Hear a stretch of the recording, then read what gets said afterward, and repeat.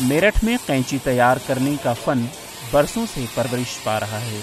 ये गर्द आलूद कारीगर अपनी ज़िंदगी को दांव पर लगाकर इस काम को अंजाम दे रहे हैं।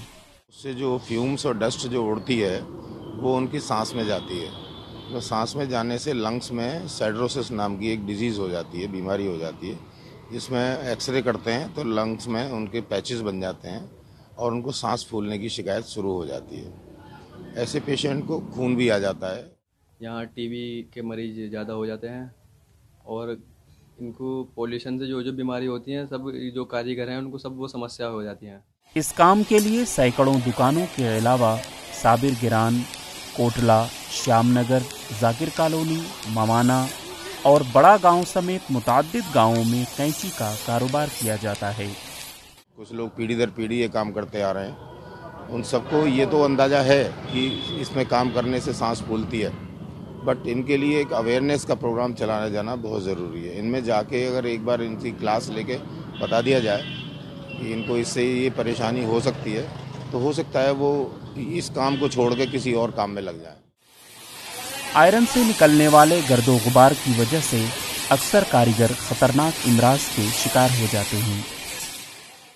90% जितने भी मार्केट में कैंची वालों में काम करने वाले कारीगर हैं, सब बीमारी मिलेंगे। सरकार को खान पान का, इनका जो दवाई वगैरह का सिस्टम है उसको बेटर लेकर चलना चाहिए।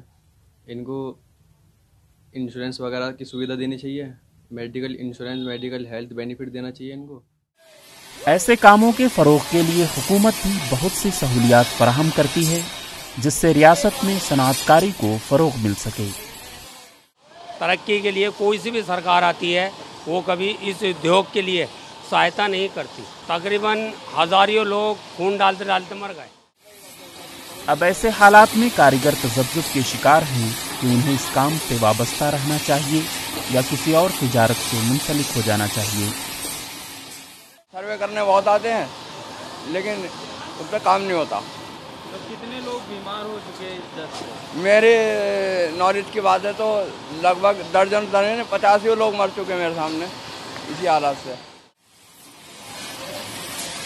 अब देखना ये है कि हुकूमत इनकी बेहतरी के लिए क्या इक़दामात करती है। ईटीवी भारत के लिए मेरठ से खुर्शीद अहमद की रिपोर्ट।